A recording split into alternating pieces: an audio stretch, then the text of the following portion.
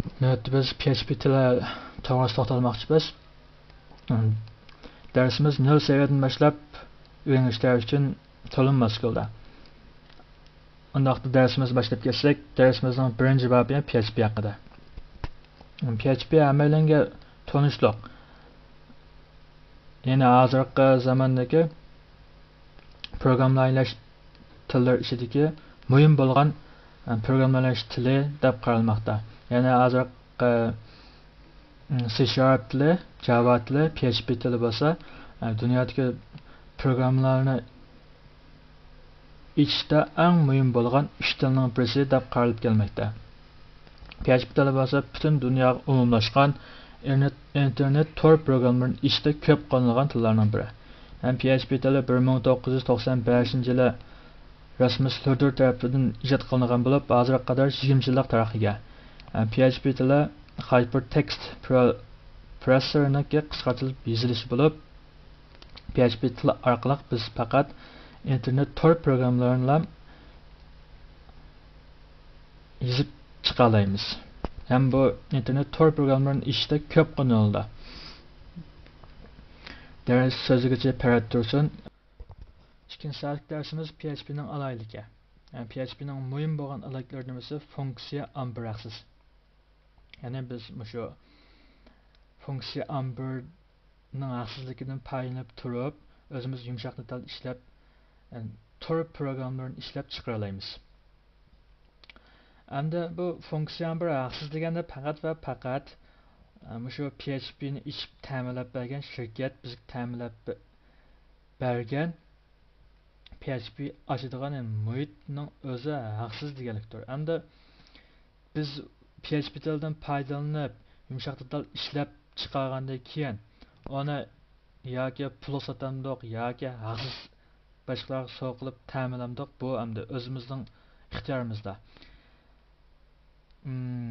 Masalan, shu Max CMS sistemasini misolga olsak, shu sistemaning o'zimi PHP tilidan foydalanib yozilgan sistema. Hozirgi bozordagi bazasi 800 yuan. Shu bir sistemaniki. İkinci alayligi ko'p xil mashg'ulot sistemasini qo'llaydi. Ko'p xil mashg'ulot sistemasi deganda asosiy jihatdan Windows mashg'ulot sistemasi bilan Unix mashg'ulot sistemasi. Yana Unix mashg'ulot sistemasida o'xshashlar PHP muhitini qurib, PHP programlarni ijro qilib, sinab boqqili bo'laverdi. Uchinchisi bexatarlik yuqori. To'rtinchi ko'p xil sonlarni qo'llaydi. PHP tili MySQL asosiy PHP tili bilan MySQLni biz oltin bir deb ataymiz. Biz so'zlagandan keyin shu MySQLni asos qilib so'zlaymiz. PHP tili qo'llaydigan sonlardan MySQL, MSSQL, Access, Foxbury, Oracle deydigan shunday cho'ng va kichik bo'lgan bir qancha asosiy bo'lgan sonlarni qo'llaydi. 5-chi alaylik bo'lsa Iosirtes. 6-si obyektga va jarayonga uzlangan. Mana bu PHP'ning eng zo'r alayliklarining birisi, yana hozirga qadar mavjud bo'lib turishining sababi shu. Ham jarayonga uzlangan, ham obyektga uzlangan. Ham ikkisini aralashtirib programni tuzishga bo'ladi PHP tilida. 7-chi alaylik bo'lsa izlash motori va RAM qo'llangan. Keyin biz RAM qo'llangan deb shu RAM qismida Xender Framework RAM qismini so'zlaymiz. Darsimizning oxirgi qismida. 8-chi alaylik bo'lsa o'z oddiy oson o'rgangili bo'ldi, ishlatish qulaylik. Ya'ni 0 seviyadan boshlab o'rganish uchun bizda boshqa alayda seviya talab qilinmaydi. Oson tushungili bo'ldi, ham ishlatish qulaylik. Ders so'zigacha parad tursin, top nomeri 1939 83 259. Bu saat dersimiz mushiyat oxirlashdi. Ko'pchilikni yoqtirib ko'rganiga rahmat, xayr xo'sh. 3-chi saatlik dersimiz PHP tilining taraqqiyoti. Endi biz PHP tilining kelgusidagi o'rni qandoq bo'lar? Kelgusi istiqboli parlaq bo'ladimi deyapmi? Shuni biz mush soatimizda bir tahlil qilib o'taylik. Endi bu PHP'ning istiqboli to'g'risida cho'qim mayli biz programmer bo'laylik yoki endi yana dastlabdan noldan boshlab o'rganish bo'laylik, cho'qim biz tahlil qilib Bakmasa olmaydigan bir masala. Nima uchun deganda biz bir 2 yil vaqtimizni sarf qilib chiqarib, PHP tilini o'rganib bo'lgandan keyin 3-4 yildan keyin yo 5-6 yildan keyin PHP tili zamanni aqs qilib shalınıp ketamdi yoki tixim ilgirlab boshqa programmalar aylashtirilishdagi o'rni yuqori ko'tarilamdi. Biz shuni bir sasilib qarab baqaylik. Hamda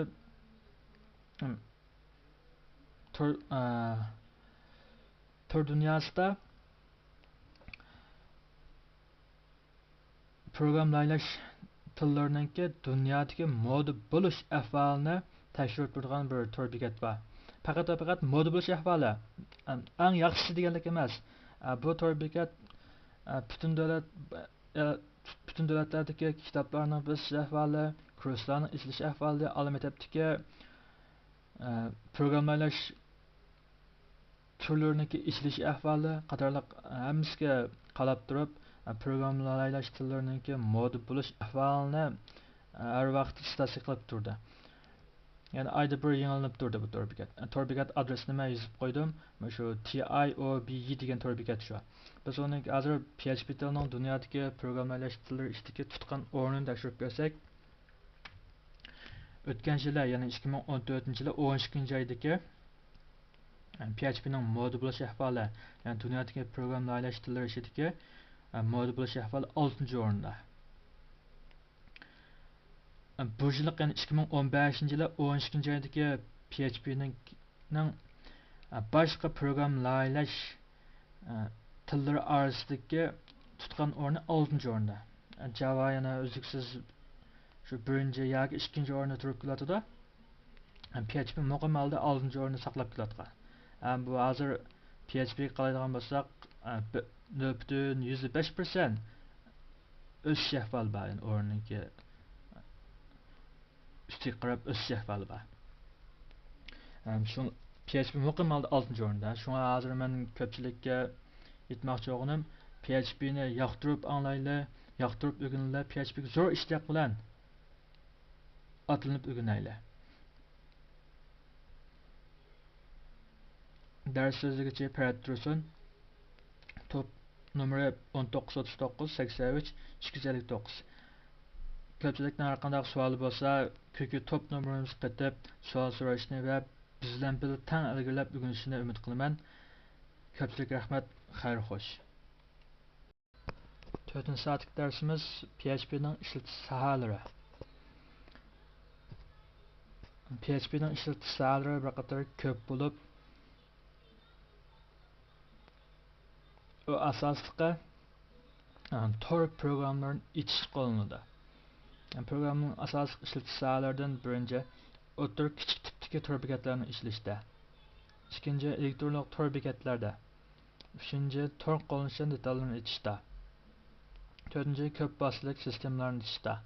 Beshinchi korxona darajalik yumshoq til ichishda. Oltinchi cho'ng tipdagi tor bekatlarda. Endi PHP ning ishlatish sohalari bir qator ko'p. Hozir butun dunyo miqyosida 2 milliondan tor bekat, 5 mingdan shirkat PHP tilini ishlatmoqda. Danliq bo'lgan Google deymiz, YouTube deymiz, chet ellik tor bekatlardan.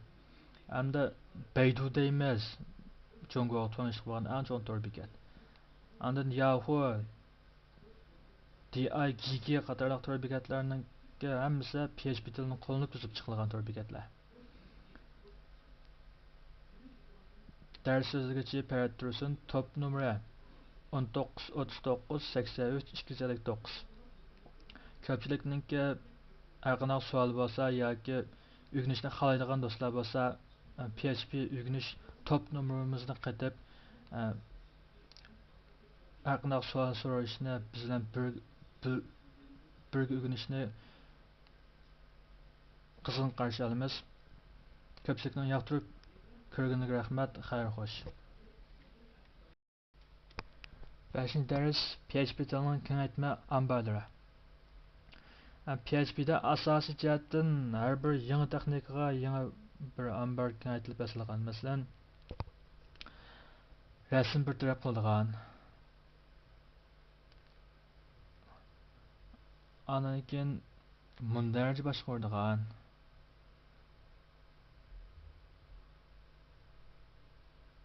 MySQL yoki Oracle sandallarni bir taraf qiladigan shundaq bir yana bir texnikaga yangidan bir ambar kengaytirilib yasalgan. Yangi texnika paydo bo'lganda PHP tilining nashrlam yanglib qolmasdan balki funksiya birimi yanglib turdi. Yani yangi nashr töven nashrni qoplab o'siga ilinib töven nashr qarta qo'llashilib berdi. Shunga bu tilning taraqqiyot istiqboli parlaq. Yani biz hozir töven nashrda turib Torbekatdan bir narsa qilgan bo'lsak, PHP tili yangilangan vaqtda masalan hamda 5 4 ishlaydigan bunday nashr bo'ldi PHP tilining o'zining. Biz 4 turib programlaydigan bo'lsak, PHP 5 chiqqandan keyin bu töven nashrni qo'llaydi. Yani tövenge qarta töven yuqori nashr töven nashrini qo'llaydi. Shunga biz hozir tuzgan programmamiz yana 5-6 yildan keyin ishlatamasmanmi yo ishlatalamam deb andishishning hojati yo'q. Shunga bu tilning taraqqiyot istiqboli parlaq. Ders so'ziga chiqib tursin. PHP o'rganish QQ top nomeri 193983 259. Ko'pchilikningki top kirib biz bilan birga o'rganishni qasın qarshi olamiz. Bu soatlik darsimiz shu yerda oxirlashdi. Ko'pchilikning yoqtirib anglag'iga rahmat. Xayr xo'sh. 6 soatlik darsimiz PHP tilining o'rganishning usullari. PHP tilini boshqa tillardan farqlanib turadigan o'z xos alohidlikka ega bo'lishi bilan birga, ya'ni uning o'rganishning bir qancha usuli bo'ldi. Aslan birinchisi PHP'ga zo'r ishtaq bilan qiziqish kerak. Biz oldingi soatlik darslarimizda PHP tilining ishlatilish o'rinlari, PHP tilining hozirgi dunyodagi programlash tillari ichida tutgan o'rni qatorliqlarni so'zlab o'tdik. Mana bular sizningki PHP'ga bo'lgan qiziqishingizni tamoman qo'zg'aydi. Ikkinchisi bir tilni o'rganish kerak. Men bu bir qator muhim bo'lgani. Ko'p qism savatdoshlar PHP o'rganib boqib azroq masalaga yo'liqsa, boshqalar ASP yaxshi ekan yoki net yaxshi ekan desa, bir ASP o'rganib yoki PHP o'rganishni vos kechib uningdan azroq yana masalaga yo'liqsa, yana boshqa tilni o'rganib boqadi ekan. Ammo bir yaxshi bo'lmagan odat. Biz faqat bir masalaga yo'liqib uni yoqtirmagan vaqtimizda hal qilishning usul choralarini izlab topsak bo'ladi. Bir tilni o'rganib onu yuqori pallaga chiqmay turib yana bir tilga tushishni men tashabbus qilmayman. Siz bir tilni o'rganib yuqori pallaga yetgandan keyin boshqa tilni o'rganishni o'ylasangiz bo'ldi. Bir tilni o'rganish uchun eng kamida 1 yil vaqt ketadi. Shunga men oldin bir tilni o'rganib yuqori pallaga chiqib bo'lgandan keyin boshqa tillarni o'rganishni tashabbus qilaman. Bo'lmasa bir tilni muqim tutib o'rganib aldığımız qilib ma'naversak, bir til yetib ashadi bizga. 3-chi usul PHP'ning muhitini tanishni bilish kerak. PHP'ning muhitini tanishadigan yumshoq detal bek ko'p. Biz faqat birini tutib shuni o'rganib olsak ham bo'ladi. 4-chi bir necha belgilash kerak. Masalan, biz o'rgangan vaqtimizda adda bir bloklargacha o'rganmandamdoq yoki bir yumshoq detallargacha o'rganmandamdoq yoki masalan Mac CMS deymiz, Imperial CMS deymiz, ashundoq CMS sistemasini layihalash o'rganmandamdoq mushtaq bir nishon belgilash kerak. 5-chi muqim ichish qurolining birini egallash kerak. PHP yumshoq detal, ya'ni PHP'ning programmalarini tuzib chiqib bo'lgan yumshoq detaldan JMR bilan senda Studio bor. Hamda bu ikki yumshoq detaldan bakroq yaxshi yana ko'pchilik e'tirof qiladigan Zen Studio. Biz amaliy mashq qilish jarayonida ikkilisini so'zlab o'tamiz. Ammo lekin yalnam ko'pchilikning faqat birini egallashni umid qilaman. Chunki birini egallab yuqori o'tib bo'lgandan keyin yana birini egallasak, menimcha qiyin chiqib ketmaydi. 6-si amaliy mashq ko'plab qilish. 7-si yaxshi kitobdan birisi bo'lish kerak. Biz 0 seviyadan boshlab o'rgangandan keyin cho'qim hech bo'lmasa o'rta seviyaga kelib bo'lguncha kitobdan birisi qo'limizdan tushmay turgan yaxshiroq. 8-si PHP bilan MySQL o'rganish qo'llanmasini tordan tushirib kompyuterga qo'shilish kerak. Bu haqsiz detal ishkilasa PHP o'rganish qo'llanmasi bilan mayasli o'rganish qo'llanmasi. Bu haqsiz detalni faqat tordan yoki baydoq chiqarib biz tordan tushirib kompyuter qarshilab olsak, bu bizning o'rganishimizga zo'r yordam bo'ldi. Buna olganda biror masalaga yo'liqdik yoki biror funksiyaga ehtiyojli bo'ldik. Unda g'alati biz shu yumshoq detalni ichib lakanda izohlab masalaning hammani hal qilib bo'ldi. 9-si yaxshi bo'lgan programma tuzish odatini tuzish kerak. Endi hamma tilning o'ziga tushlik alaylik bo'lgan o'xshash azirkaptir o'zining yana cheklaydigan shartlarim bor. Masalan, PHP tilda o'zgarg'ish miqdorlarini biz odatda kichik harflar orqali ifodalaymiz. Biz buningga hamma PHP programmalari kichik yoziq orqali o'zgarg'ish miqdorlarini aniqlab olsa, biz o cho'ng kichik yoziqlar orqali belgilab aniqlab qo'ysak bo'lmaydi. Cho'qim ash program tuzish odatini yetirishimiz kerak. Biz tuzgan programlarimizni boshqa programlarga o'zimiz tushungidek, o'zimiz ko'rsak albatta tushungidek, ammo yozmasak bo'lmaydi. O'ninchi o'zi mustaqil program tuzish uchun turish kerak. Bu nima deganda biz masalan bir topikatlarni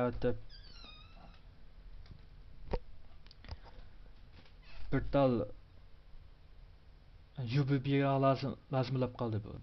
Bunda buni cho'qim qiynalsak o'zimiz laylab chiqarsak yaxshiroq bo'ladi. Chunki shunday qilish orqali o'zimizning ixtiyorimizni ko'tarib bo'ldi. Bir tal bizga masalan sistem lazım bo'lib qoldi. Masalan Maxi emasligimiz, Empress emasligimiz bor. Ammo shunday bir kinobat sistemasi lazım bo'lib qolgan vaqtida buni yana to'rtinchi tushirib bo'ltami, o'zimiz laylasak o'zimizning ixtiyorimizni ko'tarishga foydasi bo'ldi. Mana bular mening o'rganish jarayonimda to'plab chiqqan usullar. Ko'pchilikning bu usuldan unumli foydalanishini umid qilaman. Bu saat dersimiz bu yerda oxirlashdi. Ders o'zgacha payt tursin. PHP o'rganish ko'ki top nomeri 1993 Ko'pchilikni yoqtirib anglag'an rahmat. Xayr xo'sh. Birinchi babimizning 7-soatlik darsi PHP tili bilan boshqa texnikalarningga solishtiramiz. PHP tili bo'lsa funksiyani asos qilgan program tili. PHP tilida biz bir masalaga yo'liqsak, shu masalani hal qilgan ma'lum bir funksiya bor. Biz funksiyani bir haqsizlab oldin soatda so'zlab o'tib ketdik. Salam shu bir masalaga yo'liqsak, shu masalani hal qilgan funksiyani bizga ta'minlab bergan. Endi bu funksiyani biz o'zimiz yasaqim bo'ldi, ta'minlab bergan funksiyadan foydalanib masalani hal qilsaqim bo'ldi. Endi ikkinchisi birisi net texnikasi. Net texnikasi hozir yangidan qo'llanayotgan texnikadan birisi. Net texnikasi asosan obyekt va kontrolni asos qilgan texnika. Buni biz netni texnika deb ataymiz, til emas. Net texnikasining o'zi C# tili va yoki VB.NET orqali yoziladi. Shu C# tili yoki VB.NET tili orqali yozilib ijro qilinadi. Endi ASP texnikasi. ASP o'xshashlan bir texnika va til emas. ASP texnikasining o'zi obyektni asos qilgan bo'lib, VBScript yoki JavaScript orqali yoziladi. Bu yerdagi VBScript asosiy jihatdan VB'ga o'xshab ketadi deb qaraladi. Bu VBScript %100 VB emas. Ammo VB o'rganganlar VBScript nihoyat yaxshi o'rgana oladi.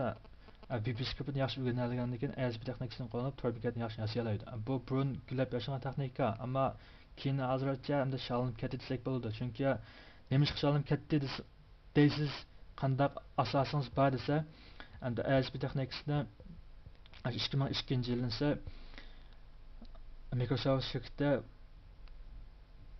yangidan bir tur oshmagandan tortib hozir qadar shunday kelyotdi. Hozir qadar ya ASP texnikasini ya bir yangilikni chiqib baqmadik, yangilik chiqib baqmadi. Shunday biz ASP texnikasini asosan hozir shalinib ketdi desak bo'ladi. Ammo ASP'da yozilgan tur bekatlar bir qadar ko'p. ASP o'rganganlar o tur bekat diqqatda asrashilib basak, boshqarishilib basak, güzellashtirishilib basak, ixtiro qo'shilib basak, yana bu bir chiqish yo'li bor deb qarasak bo'ladi. Bu ishida PHP bo'lsa funksiyani asos qilgan, net texnics bo'lsa obyekt kontrolni asos qilgan. ASP texnics bo'lsa faqat obyektni asos qilgan texnika deb qarasak bo'ladi. Bu uchning farqi mana shu. Yani PHP demek biz sağırdan bilen aytgan vaqtida yani funksiyani asos qilgan program tiler. Net texnics bo'lsa obyekt bilan kontrolni asos qilgan. Ko'pchilik endi net texnicsni ASP texnicsningki derecesinin yuqori ko'tarilishi deb qarashim bor. Yani nashrning yuqori ko'tarilishi qo'ydi. Albatta ikkisining orasida mayatlik o'zgarish bor. Yani net texnics obyektda kontrolni asos qildi. C# tili yoki VB.NET'dan foydalanib yozildi. Odatda hozir davlatimizning ichida C#dan foydalanib tuzilganlarsa ko'proq. Ham C#ningki tutgan o'rni yuqoriroq. Chunki biz baya PHP'ningki moda bo'lish ahvolini ko'rganda PHP 6-o'rinda, Java 1-o'rinda, C# boshqalarnikidan ko'rib o'tdik. Bu vaqtda ajiq to'xtalmaydi. ASP texnics kelsak, ASP texnicsda ba obyektlar net texnicsda ba. Net texnics ASP'ni o'zig olgan desakmi ish ketmaydi. Chunki shu ASP texnicsda ba obyektlar yana shu net texnicsdan bo'g'achqa. Ammo u faqat lam ASP texnicsningki nashrning yanglish emas, o'rtasida mayatlik o'zgarish bor. Yani net texnicsda nima qo'llangan, masalan, kontrolning xosligi, usuli, hadislardan foydalanib turib, andin obyektlardan foydalanib turib, shuni asos qilib turib bir programlaylash jarayoni boshdan kechirildi. ASP texnics faqat shu obyekt bor, uning kontroli yo'q. Ikkisining mayatlik farqi mana shu yerda. JavaScript kelsak, JavaScript hamda hozir tor bekatlaylashda bir qadar moda bo'layotgan tor bekatlaylashda tor bekatlarning unum yaratishda ham muhim bo'layotgan tildan birisi. JavaScript o'xshashlar tor sohasida tor bekat tuzashdan tor sohasi tilda. Bu bir til va ikki texnikaningki solishtirmasi shunchalik bo'lsa, bu soat dersimiz bu yerda oxirlashdi. Darsimizni barat tursin. PHP o'rganish kökü top numara 193983 259. Ko'pchilikning topga kirib savol so'rashni qism qarshi olamiz. Dersimiz bu yerda oxirlashdi. Xayr xo'sh. Birinchi babimizning 8-darsi tor bekatlaylashning iqim xaritasi. Yani tor bekatlaylash ahvoli qanday bo'ldi? Boshda nima ish qilamiz, keyin nima ish qilamiz? Shuni bir inchikilab turg'izgan ahvolda bundoq bo'lgan. Eng avval tor bekatning temasini belgilaymiz. Masalan, bizning tor bekatimiz asosiy jihatdan qandaq iqtidor ega. Masalan, bizning tor bekatimiz kino tor bekatimi, ushur tor bekatimi, yoki MTV tor bekatimi, yoki naqsh tor bekatimi, yoki rasm tor bekatimi. Biz tor bekatning asosan temasini belgilaymiz. Endi hozir ko'p lekin tor bekatda universal bo'lib ketdi, lekin tor bekatlaylashda biz odatda ma'lum tor bekatningki ma'lum bir temas bo'lishini asos qilamiz. Yani ma'lum bir iqtidor boshqa iqtidorlar qaraganda gavdalik ifodalanishi kerak. Ikkinchi tor bekatningki temasini belgilab bo'lgandan keyin modul to'plash. Masalan, kino tor bekat bo'lsa, uni kino tushirib redlaymiz. Rasm tor bekat bo'lsa, rasm tushirib redlaymiz degandek. Üçüncüsü bekatni laylash. Bu bekatni laylash faqat qog'oz yuzga sizmiz, bekatni laylashda. Masalan, bekatning logosini yozib qo'yay, bannersini yozib qo'yay, bekatningki tizimligi mandaroq chiqsin deganda biz oldin qog'ozga yoki kompyuterimizda rasm chizg'ich bo'lsa, rasm chizg'ichni dalini foydalanib turib, tor bekatningki bir loyihasini tuzib chiqamiz. To'rtinchisi itish qurolini tanlash. Biz tor bekatningki ixtiro qilib turib Jammer'da ayamdık yoki Zen'da studioda ayamdık yoki Edit Plus'da yoki boshqa qo'ldimi deganda biz oldin shu kalamiz aniq bir son bo'lishi kerak. Shuni bir shu quroldan birini tanlab bekitishimiz kerak. 5-chi tor bekatni yasash. Biz yuqoriga qadam bosqichda tugagandan keyin tor bekatni yasashni biz boshlasak bo'ldi. 6-chi tor bekatni sinash. Tor bekatni yasab bo'lgandan keyin tor bekatni biz oldin cho'qim bir qator o'zimiz sinab chiqmasak bo'lmaydi. 7-si tor bekatdan bo'shliq chiqarib tarqitish. Әмнетті бұл бір қанша басқышынеке қысқартмасы. Tor bekatni yasab, sinab qilib bo'lgandan keyin biz oldindan ismdan birini elishimiz. Andan keyin shu tor bekatga ahvoliga asosan bo'shliq tuzilishimiz. Andan keyin biz yasgan tor bekatni boshliq chiqarib ismlarni bir-birisi ulab degandek ICP bizor degandek ma isbat qilishni biz qisqartib lakanda tor bekatni boshliq chiqarib tarix ishlablam bir şey tüytüttük.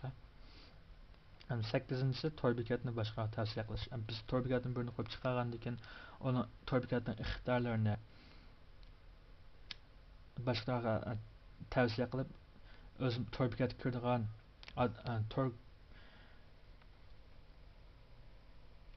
abonentlarninki ko'plab kirishini qo'lga kiritishimiz kerak. 9-chi tor bekatni asrash va yangilash. Tor bekatning keyin ixtiyor qilinadigan ishtiroklar yani ixtiro qilib tor bekatni asrab tuxum go'zallashtirib turish. Tor bekatni laylashning asosiy iqlim xarjisi mana shunday bo'ldi. Ko'pchilikniki tor bekat laylash ishining tuxum utuqliq bo'lishini umid qilaman. Dars so'zgacha iborat tursin. PHP o'rganish QQ top numeri 1939 83 259. Bu saat dersimiz müşahede aklaştı. Hayırlı hoş. Bu babımızın ağır saati. Biz zaten birinci babda nimalarga to'xtaldik deganda biz qisqacha bir yig'inchoqlab o'taylik. Bu babımızda biz asosan PHP'dagi ishlatmalari, PHP'dagi dunyodagi programmalar ishlatish ichida tutgan o'rnini, PHP'ning keyin kelgusi istiqbollari to'g'risida. Tor bekatlar ishlatilmasa saat bir tor bekat qanchalik qandaqlayligida onun jarayoni bosqichlari so'zlab o'tildi. Ko'pchilikning mush yo'l bilan mashini umid qilaman. Darsimizning birinchi bobi dalmushiyat oxirlashdi. Darsimizning ikkinchi bobiga qiziqsanglar bizning PHP o'rganish top nomerimizda qachlab kirishinglarni umid qilaman. Bizning PHP o'rganish top numaramiz 1939 83 259. Ko'pchilik rahmat. Birinchi bob darsimiz mushada oxirlashdi. Ikkinchi bobda ko'rishaylik.